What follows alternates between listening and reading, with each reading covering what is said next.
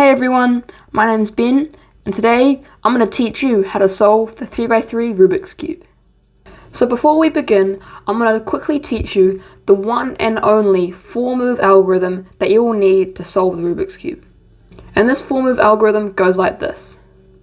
Right side up, top with your right hand, right side down, top with your left hand.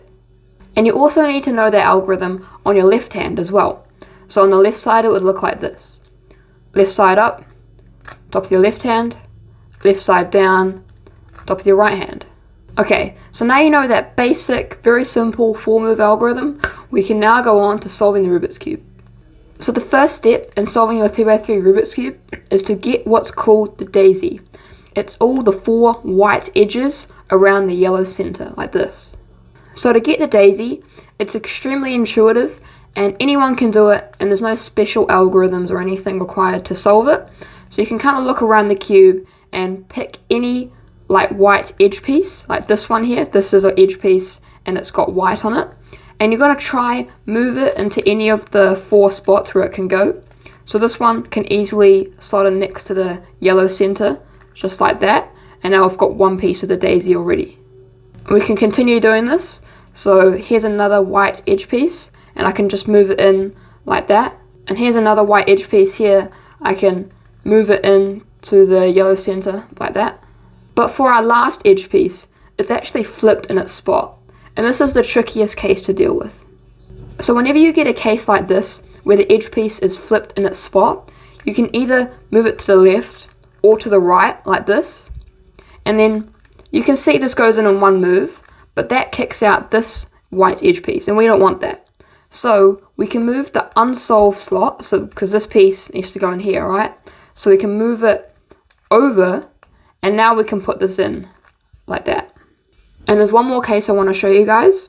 So you see I've got the 3 white edge pieces, so I just need this one to complete the daisy. And the last one is up here, but we can see if we just move it in by turning the layer twice, it goes flipped into the other case. So instead of moving it twice, we can just move it once, so it's on its side, and then move this empty slot over, and then we can put that piece back in. Awesome, so now you've solved the daisy. It's now time to turn the daisy into the white cross, which looks like this. It's all of the 4 white edge pieces again, but this time around the white center, and all of the edge pieces line up with their center, like this. So to turn the daisy into the white cross, it's actually extremely simple. All you're going to do is you're going to pick any of the 4 white edge pieces. So for example, I'm going to pick this one right in front of me.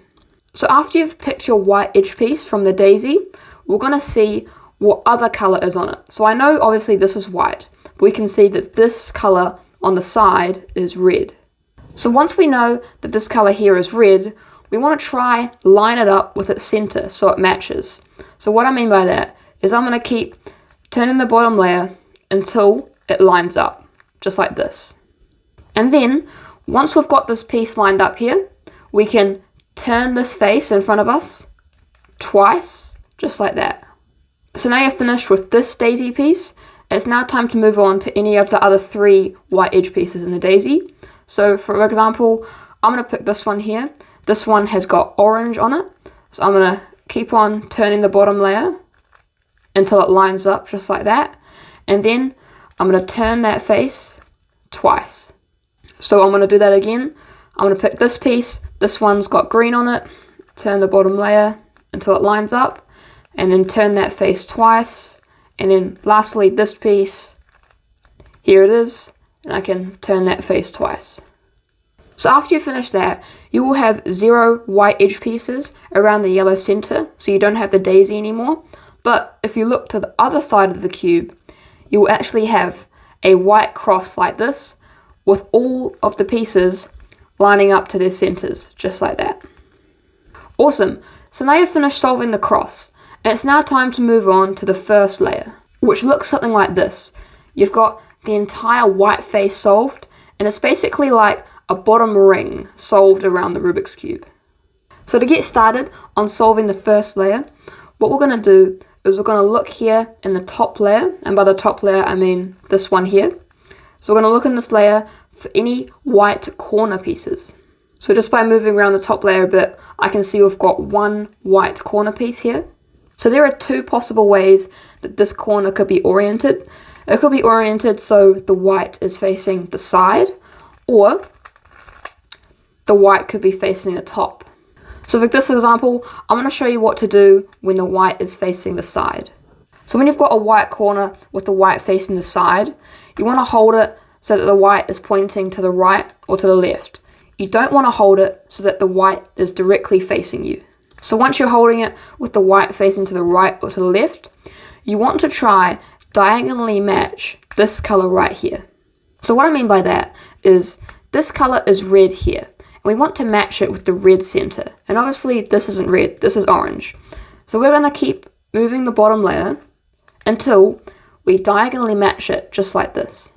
So after we've diagonally matched this piece with the red and the red, we're going to do either the right hand or the left hand algorithm that I showed you at the start.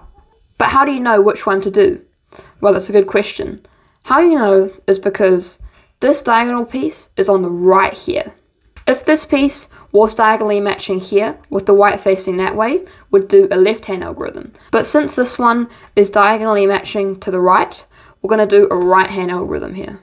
So remember the 4 moves? Right side up, top of your right hand, right side down, top of your left hand. Now after you've done that, you'll see that this white corner piece that was there is no longer here, and it's now solved into the bottom layer, just like that. So now we're going to do that again. We're going to look in the top layer for any white corner pieces, and I found one here. So this is a similar case from before. We can see that the white is facing the side.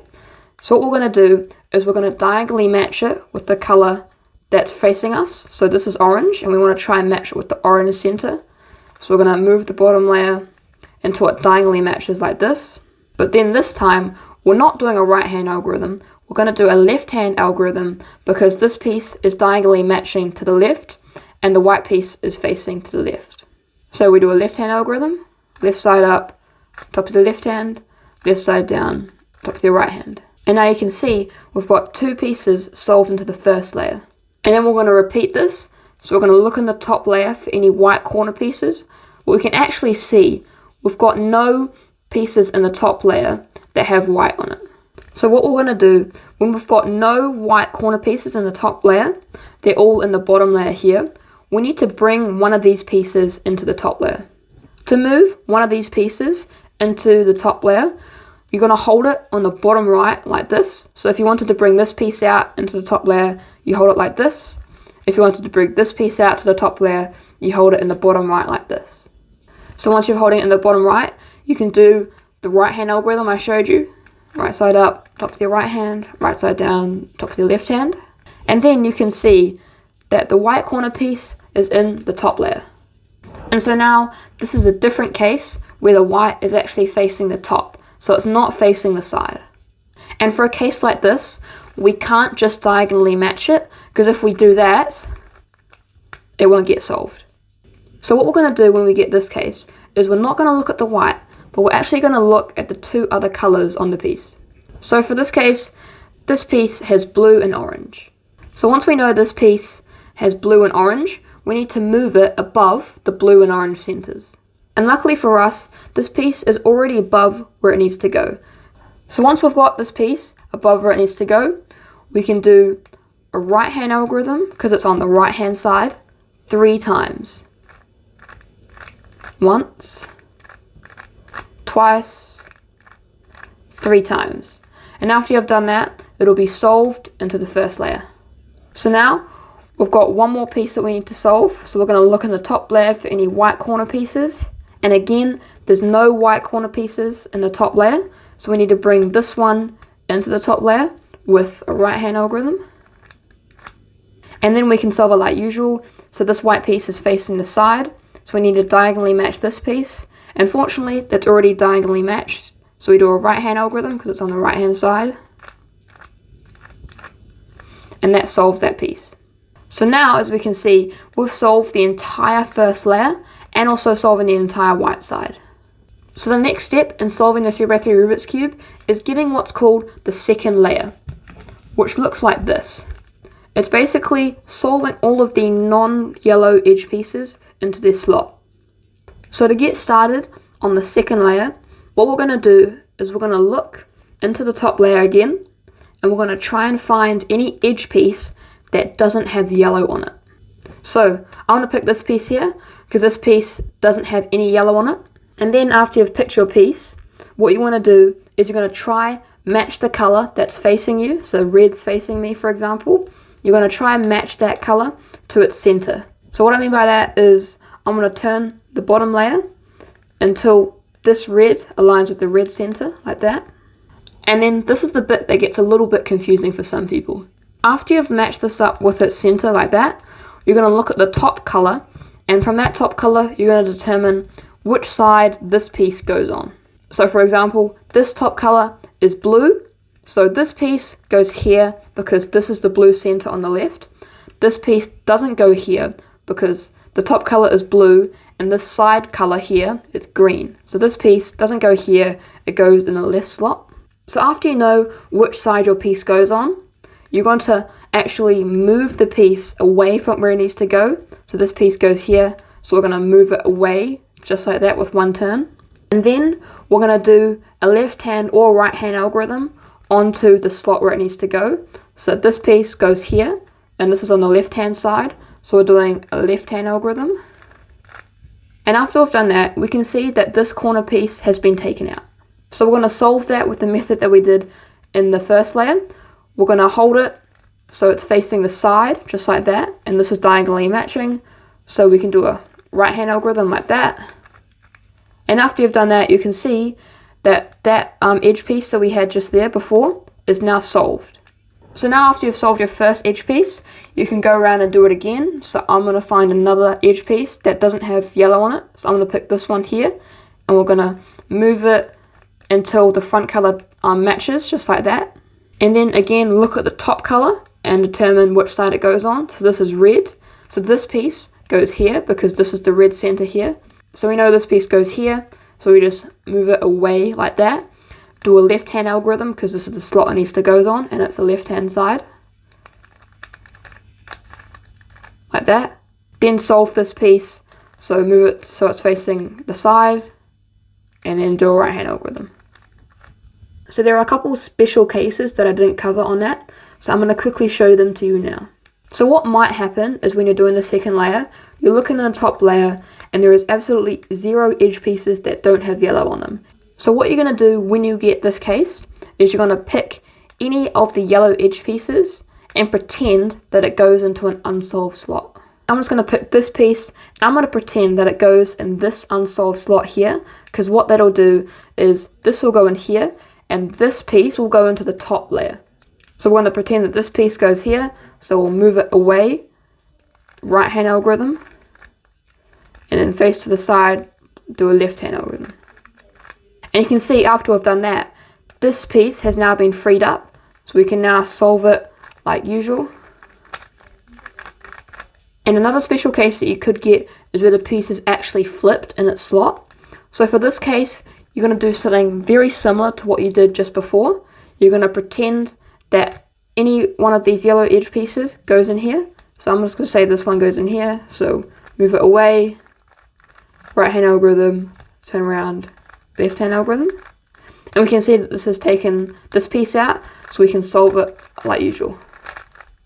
Awesome, so now you've solved the second layer, it's now time to move on to getting what's called the yellow cross, which looks something like this.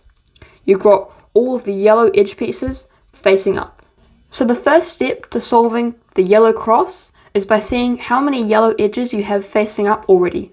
So there are 4 possible cases that you could have here. The first looks like this. We have 0 yellow edges facing up. The second case looks like this. You've got 2 yellow edges facing up and they're in a straight line. The third case looks like this. You've got, again, 2 yellow edges facing up, but they're in a small L shape instead. And then obviously, in the final case, you could get lucky and have all of the 4 ones facing up already. And in this case, you've skipped this step. So I'm going to show you what to do in each of the possible cases.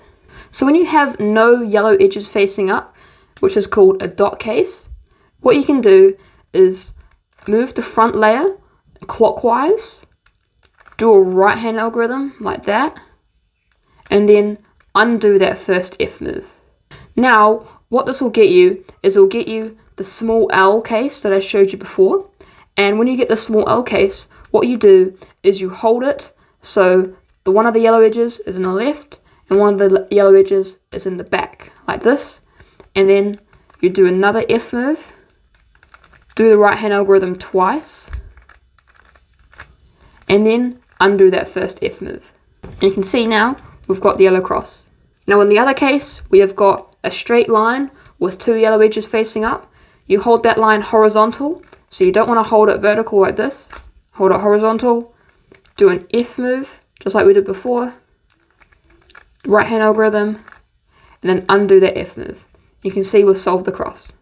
Awesome, so now you've solved the yellow cross, it's now time to move on to aligning all of the yellow corners. And that can look a little something like this, where every single yellow corner is aligned in its correct position. Now sometimes aligned may not look solved, like this piece isn't solved like this one, but it is in the correct spot because this piece has orange and blue and it's in between the orange and blue centers. So the first step to aligning all of your yellow corner pieces is to keep on moving the top layer until you find two yellow corner pieces that are aligned next to each other. So I'm going to keep on moving around the cube, trying to align as many as possible.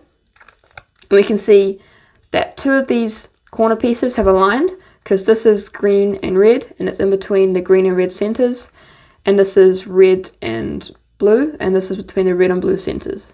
So once you've found your two yellow corner pieces that are next to each other, you're going to hold them on the left here like this, and then you're going to do this. You're going to do 3 right hand algorithms,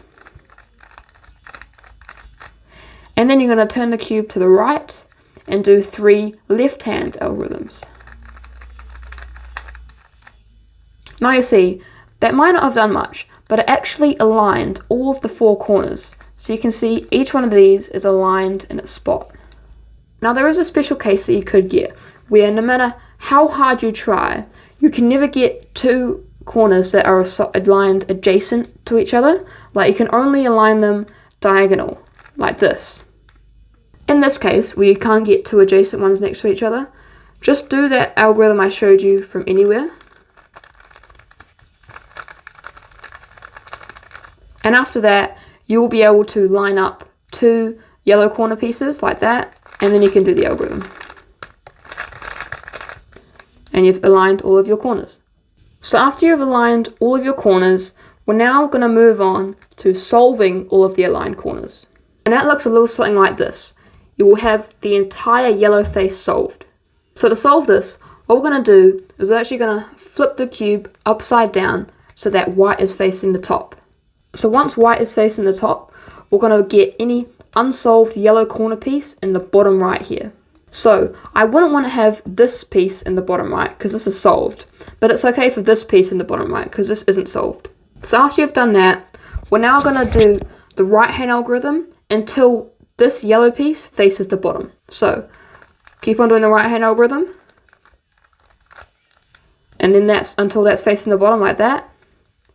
Then move the bottom layer only. This is very important. You don't want to rotate the cube to get to the next one. You want to move the bottom layer only, and then do the right hand algorithm until this yellow piece faces the bottom, like that. So now you can see that the yellow face is solved, so we can flip the cube upside down again, and look at that. We've got the entire yellow face solved, and now it's time to solving the edges. And after this step, you should have a completely solved 3x3. So to solve your 3x3 and finish off all of the yellow edges, we're going to look around and see what case we have. Now what we want is we want an entire solved face, and luckily we have that here.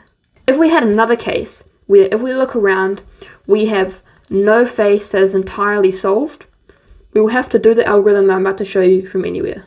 And the algorithm goes like this. Right hand algorithm, left hand algorithm, and then 5 right hand algorithms, and then 5 left hand algorithms. And now what that will get you is it will get you an entire solved face. Now this is good. Once we have the entire solved face, we want to hold it so that's facing us. We don't want to hold it so it's at the back. So hold it so it's facing us like this, and then do the algorithm again. Right hand algorithm, left hand algorithm, 5 right hand algorithms, 5 left hand algorithms.